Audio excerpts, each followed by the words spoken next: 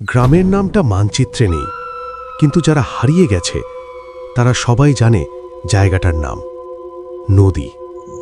এই নদী কোনো জায়গা না, এই নদী একটা স্মৃতি। আর আমি সেই স্মৃতির ভেতর ঢুকে পড়েছিলাম। আমার নাম রফিক। আমি এই গল্প বলছি কারণ আমি নিশ্চিত আমি আর বেশি দিন মানুষ হয়ে নেই। সেদিন ছিল অমাবস্যা, আকাশে চাঁদ ছিল না, কারণ এই নদীর সামনে চাঁদও আলো দিতে ভয় পায়। গ্রামে তখন দুর্ভিক্ষের মতো অবস্থা, 3 দিন ভাত জোটেনি। বুড়োরা বলেছিল, দিনে মাছ ধরো, রাতে নদী মানুষ ধরে। আমি হাসছিলাম। ভয় তখন পেটের কাছে হেরে গিয়েছিল। রাত প্রায় 11টা।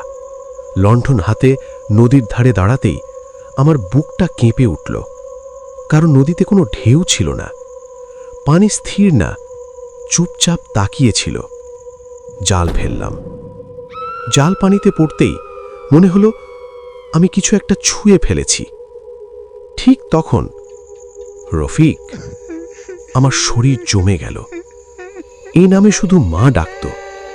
মা মারা গেছে এই নদীতেই। আমি চারপাশে তাকালাম। কুয়াশার ভেতর একটা ছায়া দাঁড়িয়েছিল। না, দাঁড়িয়ে না, ভাসছিল। পা নেই, মুখ নেই, তবু জানত আমি তাকিয়ে আছি। সে আবার ডাকল, ওপারে আয়। আমি পা নাড়াতে পারছিলাম না। হঠাৎ জালটা এমনভাবে টান দিল যেন নদীর নিচে কেউ রাগ করেছে। টেনে তুলতেই জালের ভেতরে একটা মানুষের হাত, শুধু হাত, নখগুলো লম্বা ভাঙা, চামড়া নদীর পানির মতো ফ্যাকাশে। হাতটা আমার কবজি ধরল। চারপাশে তখন একসাথে ফিসফিস, ফিরে যা, ডাক শুনিস না, নাম শুনলে তাকাস না। আমি চিৎকার করতে চেয়েছিলাম, গলা দিয়ে শব্দ বের হয়নি। আমি জানি না কিভাবে আমি দৌড়েছিলাম।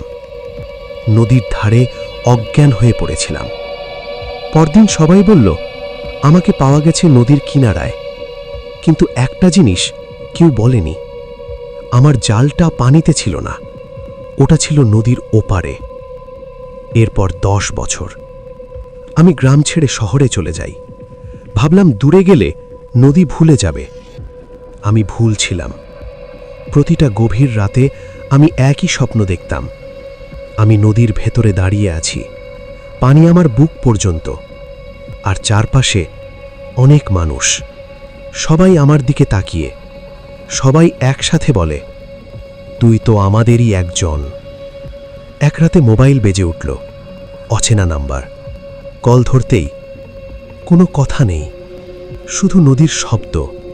তারপর, রফিক, এবার তো ভিড়। সেই রাতেই খবর পেলাম গ্রামের কাদের নদীতে মাছ ধরতে গিয়ে হারিয়ে গেছে। লাশ নেই, শুধু জাল পাওয়া গেছে। আমি গ্রামে ফিরলাম। গ্রামটা বদলে গেছে, মানুষ কম, বাড়ি বেশি ফাঁকা, নদী একই আছে। বুড়ো মোল্লা বলল, নদী নাম ডাকে শুধু তাদের যাদের সে চেনে। আমি জিজ্ঞেস করলাম, আমি কি করেছি? মোল্লা বলল, তুই ডাক শুনেও বেঁচে ফিরেছিস, ওটা নিয়ম ভাঙা। সেই রাতে আমি আবার নদীর ধারে গেলাম। চাঁদ লাল, পানি কালো। হঠাৎ পানি ফেটে উঠে এলো অনেকগুলো মুখ। সব মুখ আলাদা, সব চোখ এক। একটা কণ্ঠ বলল, আমরা যারা ফিরে যেতে পারিনি তাদের জায়গা খালি আছে। আমি বুঝে গেছি, নদী হত্যা করে না, নদী নেওয়া শেখে। পিছন থেকে গ্রামের লোক ডাকছিল, রফিক আয়, কিন্তু নদী বলল, এটাই তোর বাড়ি। পরদিন সকালে নদীর ধারে পাওয়া গিয়েছিল একটা জাল, একটা লণ্ঠন, আর পায়ের ছাপ, যা নদীর ভেতর ঢুকে আর ফেরেনি। আজও যদি তুমি গভীর রাতে নদীর ধারে যাও আর কেউ যদি নাম ধরে ডাকে, উত্তর দিও না, কারণ এই নদী তোমার নাম আগেই জানে।